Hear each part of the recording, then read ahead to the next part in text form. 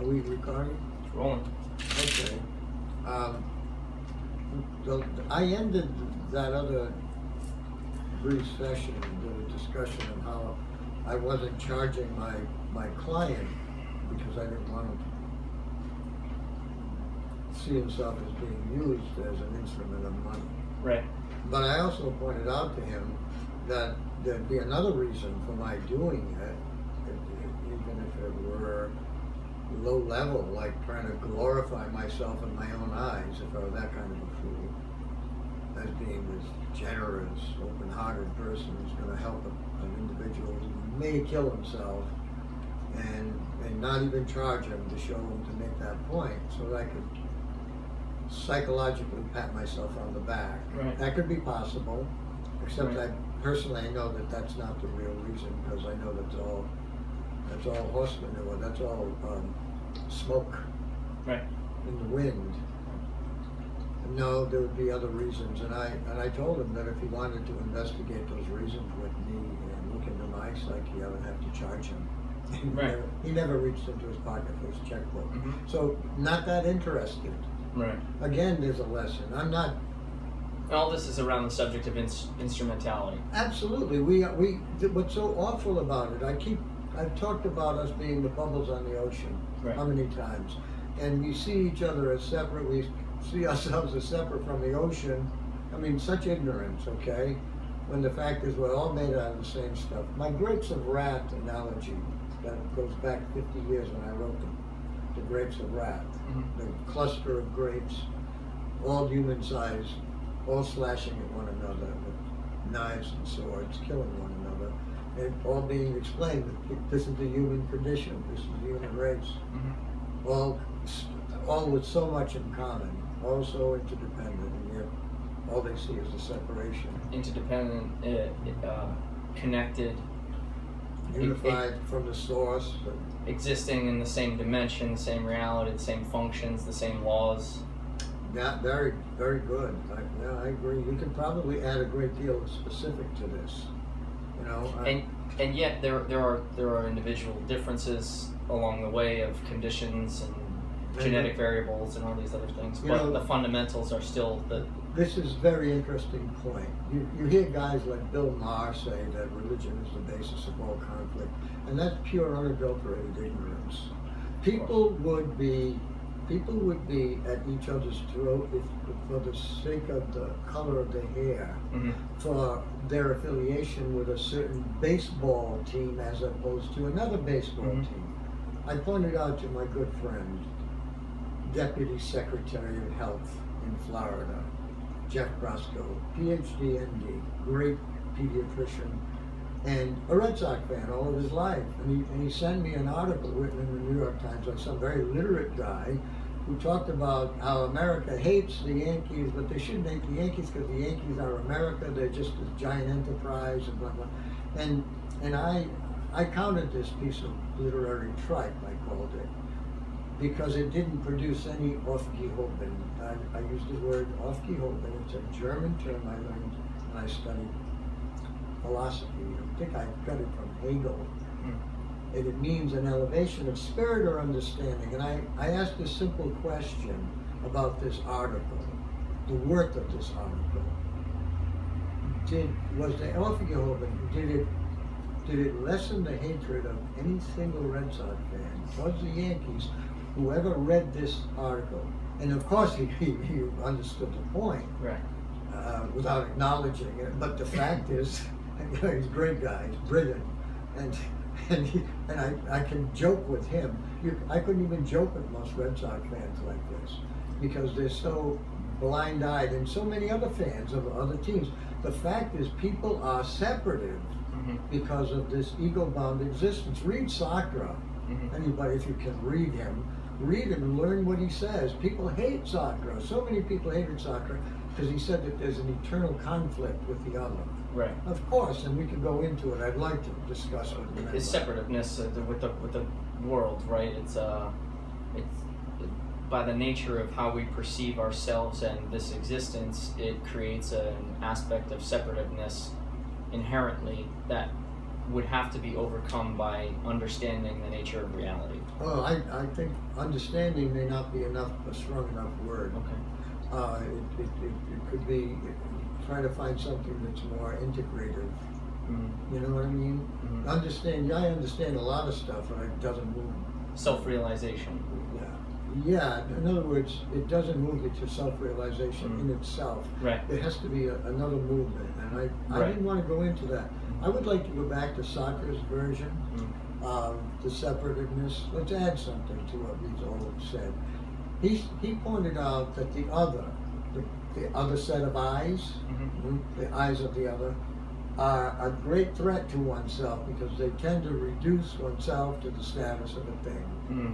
And since you're already an instrument, Mm-hmm. what kind of thing are you going to be? And there's so much to say about it. Of course, he wrote 721 pages of being and nothingness. Mm-hmm. Being and nothingness. 11 pages on being and 710 pages on the nothingness, which is human consciousness. It's a little, which is human consciousness. a little unbalanced. Yeah, no, but it's all happening in consciousness. Right. He's a phenomenologist. Right. So he has to deal with it. You know, he's not ashamed of it either. He knows he knew what he was doing. Mm-hmm. Very brilliant guy, and unfortunately, a producer of a kind of pessimistic point of view, because you can never transcend the ego bubble, according to him, and no mystics, okay, and you could never get beyond instrumentality in a relationship. What can happen? He did this in one of his novels. He says the other person will sometimes embrace you, incorporate you as part of the self. Mm. And so he has one guy saying, she only loves me now, she only loves me. She's not in love with me anymore. There's no more distance, she's incorporated, now I'm just part of her, whatever it is she has for herself. And then he finds out, of course, that many times she has lots of bad feelings. And so if you're in there, inside the psyche, guess what's going to happen to you with a person who has bad feelings about herself or himself. And that's why you get so much fun. And almost all this is happening automatically, am I right? Unconsciously. Repressed material comes up like toxic bubbles of gas from a swamp. And the covering of the swamp is your social self. Right. I'm sorry. No. It's ugly. I mean, unfortunately, it's and you see it so much.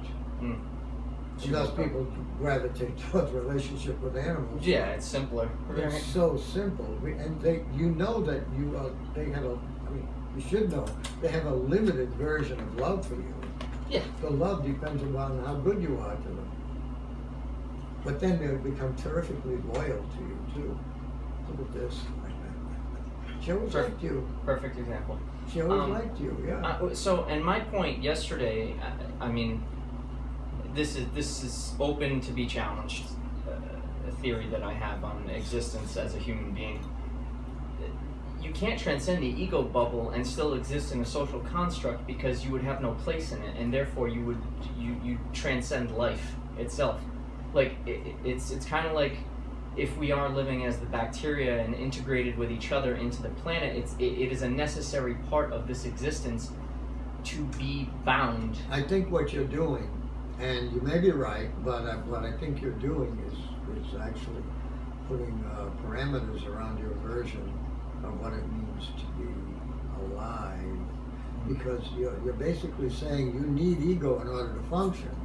Otherwise, like if you're one of the billiard balls and you're invisible and porous, so that nobody can really see you and nobody can really touch you, then you don't really have a place on the table. Thank you. Right. The table. Right. And I understand that. So you need to be a force in order to function in society. That's okay. You may be right, but that's assuming that there's no force in the spirit. That's assuming that. See, I think that there have been people like that. I want to believe it anyway. They're transcendent people. You call them saints, mystics, whatever, geniuses that are born. There's certain kinds of geniuses that are not like Elon Musk. I'm not talking about a money-making genius. And I'm not even talking about a mathematical genius, although if you read all these great geniuses, Schrodinger and Einstein and Niels Bohr and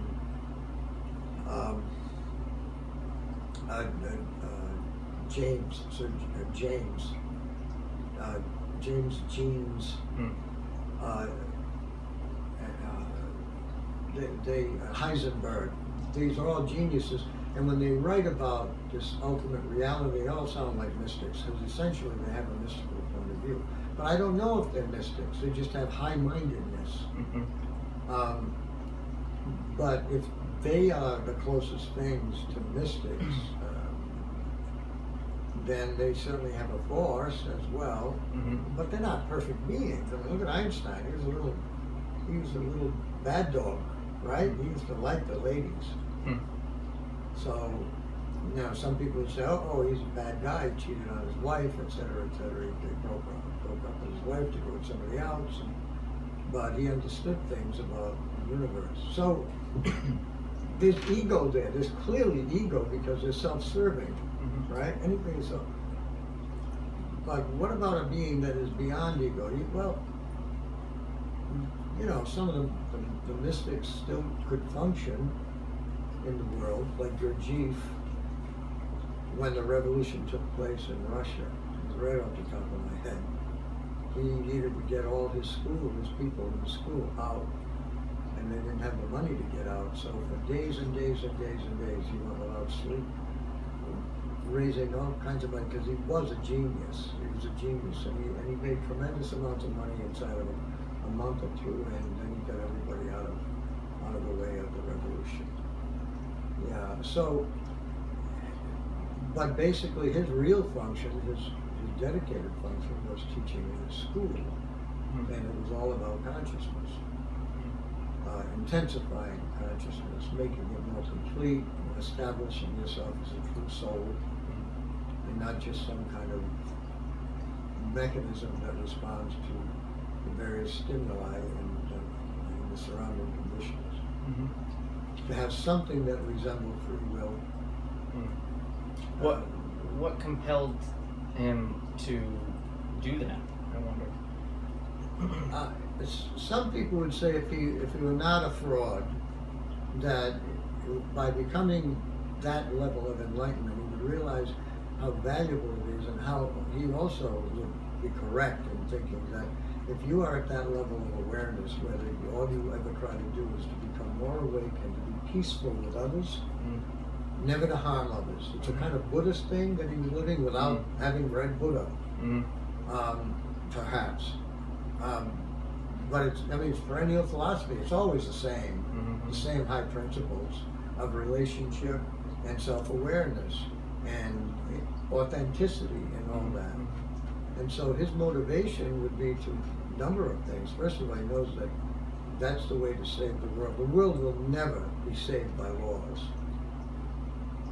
The people will never be made good by laws. Right. The law has to come from within. Right. And that comes from self-awareness and what I call authenticity, where you just stop lying to yourself, stop idealizing yourself, stop defending yourself at every turn as if you can never be wrong, stop blaming everybody and everything else for the discomfort of your life. And when something happens, don't blame, don't look around and look at somebody else. Realize all kinds of things go into the moment. Try to just be real as much as you possibly can. And this is asking way too much for people who are taking selfies by the millions right now. Am I wrong? Selfies, millions of selfies are being taken right now in this world. Yeah. Right? I mean, I go on Facebook. Building like on a foundation of glass. You can say it lots of bad ways. Yeah. Good ways to say the bad. It's amazing. It's, as I said to you yesterday, I think, without the camera, I see so much narcissism in this culture that it's so obvious and so inveterate. So many beautiful girls taking selfies, looking at themselves in the mirror and taking selfies. I mean, that kind of stuff. And I said, the narcissism has risen to a point where it's considered to be virtue instead of a neurotic tendency. I don't know. I don't know if it's virtuous. I mean, a lot of people see. I think they see it for what it is. Do they? In the cultures that I whirlpool through. Yeah. You know. I mean, there's some people that are more critical. And I think it's so overwhelming at this point and so saturated in our field of awareness that I feel like people are not transcending it, but they're significantly more aware of it. Whereas I think, in the past 20, 30, 40 years, it might not have been as obvious that it was sweeping through the culture. But the age of information, we're putting content up right now, there's so much surface level interaction that there's limited depth and limited understanding, and I think that's why people like Jordan Peterson and others like him are starting to rise out of the crap that's everywhere, the overwhelming amount of crap, because I think people are searching for something that has a little more meaning in their lives. I think they fall off the edge of the narcissism cliff probably on a daily basis into their sleep. That's well put. Nice poetic way of talking about it. But I liked your points, your objectives, and I've applied a lot of those concepts myself into the conflicts that have arisen in my own life, where somehow, by the grace of the universe, I'm able to see through the conflict that has arisen what would resolve it without my ego overcoming it, without my influence. And it's amazing. Like it's moving, but it does happen. And not without effort. I don't know where the effort, where it comes from, but it takes a lot. Your effort or somebody else's? It's just effort in general. Just like there's a strong momentum from my own habits. Sounds certainly. like what some people used to call faith. Huh? Right. I liked a guy I used to see many years ago. He used to like to use the term grace because he's basically a professional hippie. And if you got $1,000, $1,500, he was off for months and months on vacation, living in his van. And he liked to use the word grace because I think he just really didn't like to do anything. He was just like a gypsy. He was a gypsy basically, and so he lived. Living like a gypsy now on the West Coast. Right. Stuck in the Peter Pan mode? Yeah, I think it's a lot like that. He's basically 8 to 10 years old emotionally. Maybe he stuck at 6 when his father died. That was a big trauma. So he's always been into myth and magic, and like a true hippie. He called himself by a different name because he said it was given to him by an angel who crawled into his bedroll at one of the rainbow gatherings out in the Southwest one night up on a ridge. People tell themselves such stories to glorify themselves. Never achieved anything, and not a stupid person, low IQ. No, definitely not. You could tell. There's an intelligence there, but of course totally uneducated. Probably had never read. I think he had never read a single book when I knew him in his 40s, and I think he read one book after that. A very worthwhile book.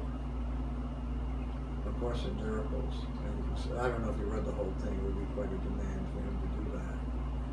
And apply it, certainly. And apply the concepts from it. Well, to apply it, he certainly didn't apply it.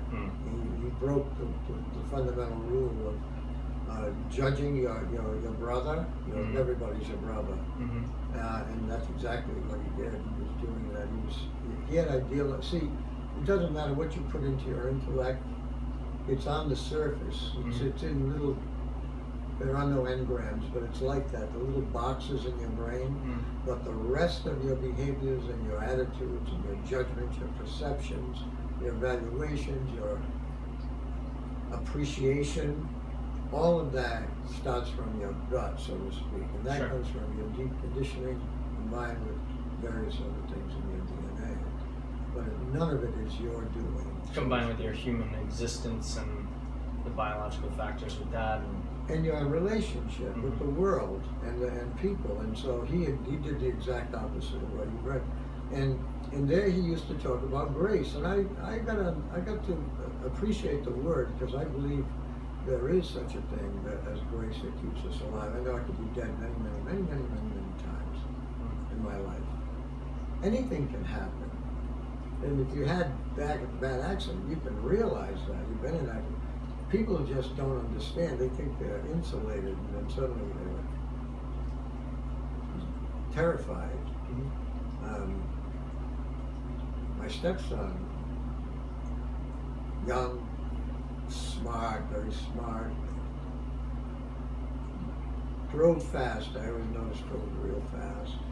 And then he was hit broadside down in New York City, and for months, he was terrified to drive. So when people talk about being okay in this life, that's because they've not experienced things. Right. There's great pain in the world. Right. And I don't wish that on anybody, but what a teacher it would be for some people. I didn't need it. I wondered why it came to me. And I realized that the whole world is just a giant accident to begin with. Anything can happen to anybody at any time. And so I wanted to go further into basically selfishness through avoiding any work, I suppose, to put it simply, versus the appearance of selflessness through creating all kinds of things, foundations, and selflessness, yes. You know, and really boosting oneself up. Like Feinstein. Sure.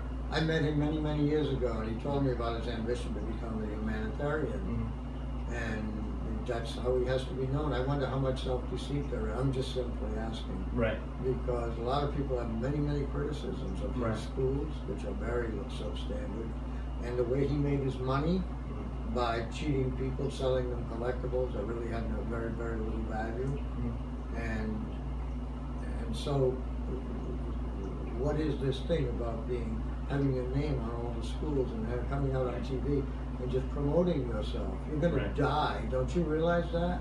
And you think that because your name is going to live in the memory banks and in the brain chemistry of some people who also are going to die, that that's somehow a thing to work for?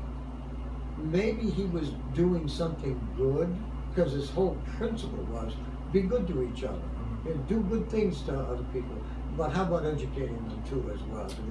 You know, so that versus Gurdjieff's work, for example. Exactly right. But you can find Gurdjieff's work. I won't call it Gurdjieff because he believed in schools.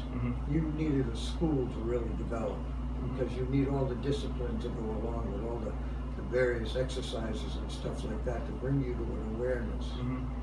Like, you know, Sufi dancing and stuff like that. Sacred dances where you have to do several things all at the same time. You move your body, you do your emotions, you work with your emotions, you do work with relationship, eye contact, all kinds of stuff that you're trying to do. And that's part of like what a school would do. But on the other hand, if you're kind of like me, you do Krishnamurti, who says just pay attention all the time. Or even the Maharaj.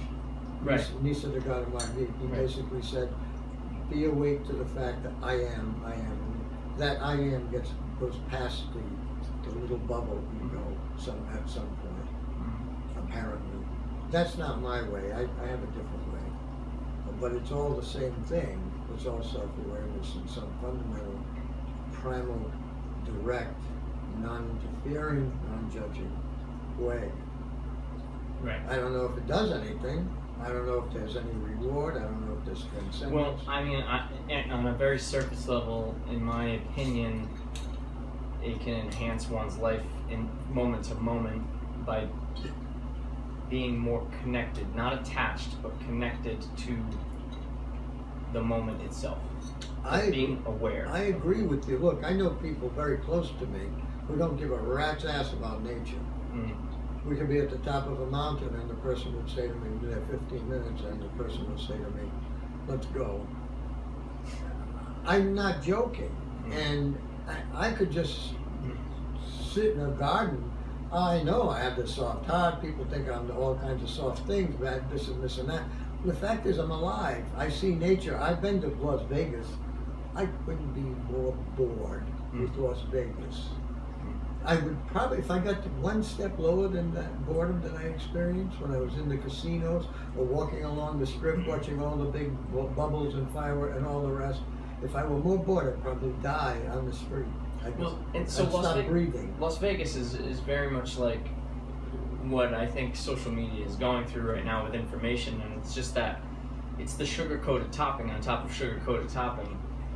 There's nothing. It's like, I don't know. I've never been there. I can't really speak to it too much. I mean, but the nice thing was the tigers, but I guess that got spoiled too. One of the tigers kind of chewed on the master one day. Playing with fire. Playing with. You can't really be too Playing upset about playing that. with 600-pound tigers. I You know, know the tigers. I think it's beautiful. I mean, I admire people. Who can, just great idea, but How about just letting them live the life that they should be living? but there's an idea. Instead of using them as instruments, tools. Hey, tiger, you tools.